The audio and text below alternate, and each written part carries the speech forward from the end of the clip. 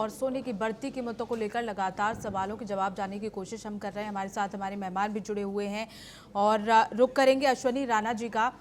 अश्वनी जी, क्योंकि क्या आपको लगता है कि मौजूदा गोल्ड प्राइस एक बुलबुला हो सकता है या इसमें और बढ़त की गुंजाइश है, या फिर ये इतना ही बढ़कर रह जाएगा? क्योंकि अभी तक तो देखा गया है कि काफ़ी इसमें बढ़ोतरी हो रही है, कम होने का नाम नहीं ले रहा है। नहीं नहीं, सोने में बुलबुला नहीं हो सकता। कुछ लोग जरूर कह रहे हैं कि भाई उसके अंदर बहुत बड़ी करेक्शन आएगी। करेक्शन आनी इसमें मुश्किल दिखती है, क्योंकि आज तक जो है उसके अंदर बढ़ोतरी हुई। जैसे सुरेश जी भी जी। बता रहे थे कि भाई एक दो सालों में अगर देखा जाए तो रिटर्न कम हुआ है, लेकिन इसकी कीमतों में कमी नहीं हुई। कीमतें लगातार बढ़ रही हैं, तो कीमतें बढ़ती रहेंगी। आप अपनी जरूरत के हिसाब से जब भी आपको लगता है कि भाई इन्वेस्टमेंट के लिए खरीदना है, तो इन्वेस्टमेंट के लिए भी आप जो है ट्रेडिंग वाला ईटीएफ जो है उसमें इन्वेस्ट कर सकते हैं। अगर आपको फिजिकल चाहिए तो फिजिकल भी ले सकते हैं। और आपकी जरूरत के हिसाब से, और अगर आपके पास लगता है कि भाई पैसा कम है मान लो, और आपको सोना पहनना है, तो आप देखेंगे कि वर्ल्ड में भी बहुत सारे कंट्रीज में 12 कैरेट, 14 कैरेट, 18 कैरेट इस तरह का भी गोल्ड पहना जाता है। तो उसको भी अपनी जरूरत के हिसाब से लोग ले सकते हैं। लेकिन अगर इन्वेस्टमेंट करना है तो इन्वेस्टमेंट के लिए फिर आपको 24 कैरेट का जो रहता है वही खरीदना चाहिए, या 22 कैरेट में हॉलमार्क का, जी। ताकि जरूरत पड़ने पर आपको उसका जो है रिटर्न वो अच्छा मिल सके। नहीं तो जी। क्या है कि अगर 12, 14, 18 कैरेट का होगा तो आपको उसमें रिटर्न उतना नहीं मिलता जितना कि आप इन्वेस्टमेंट के तरीके से खरीदते हैं।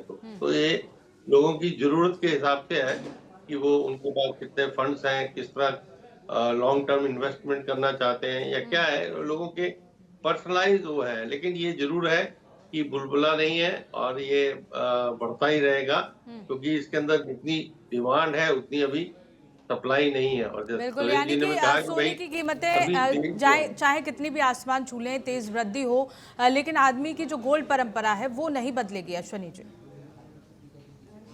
बदलनी भी नहीं चाहिए। क्या है कि शुरू से जब से ये आज क्या है कि भाई ये ट्रेंडिंग हो गया है, फैशन हो गया है ज्वेलरी के रूप में।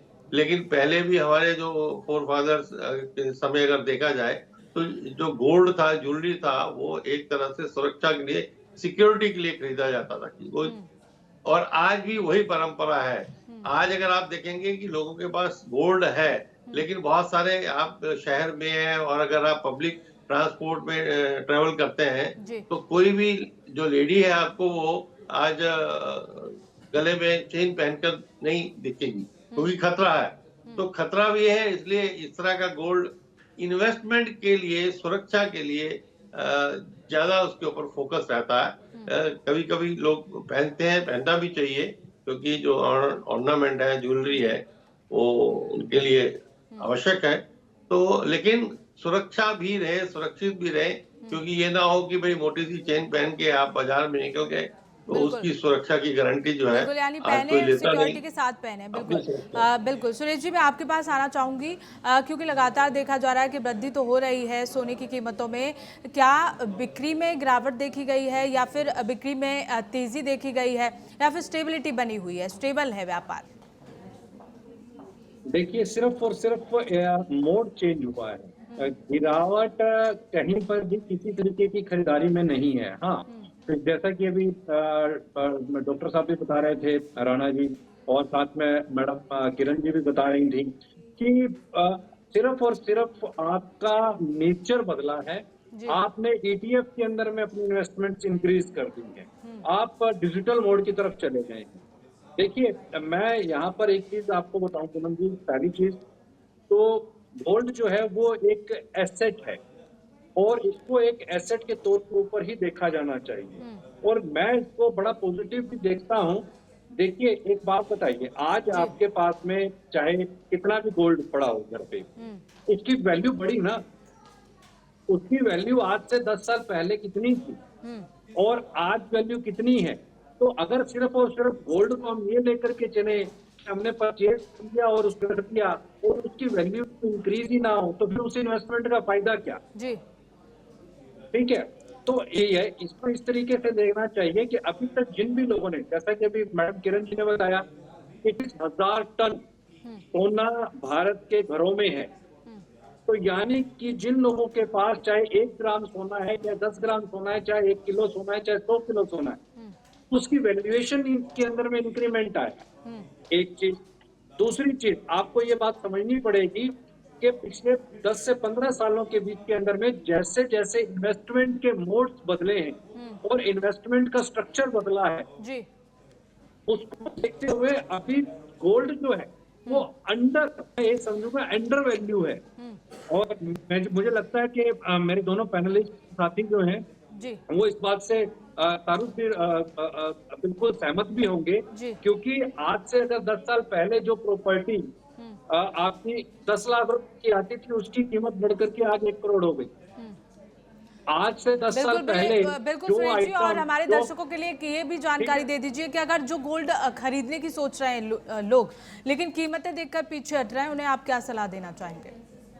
देखिए, सिंपल सीधी सी बात है, जैसा कि डॉक्टर साहब ने बताया, राणा जी ने, कि गोल्ड बिल्कुल निश्चित तौर के ऊपर पे लेना चाहिए और हर वक्त लेते रहना चाहिए।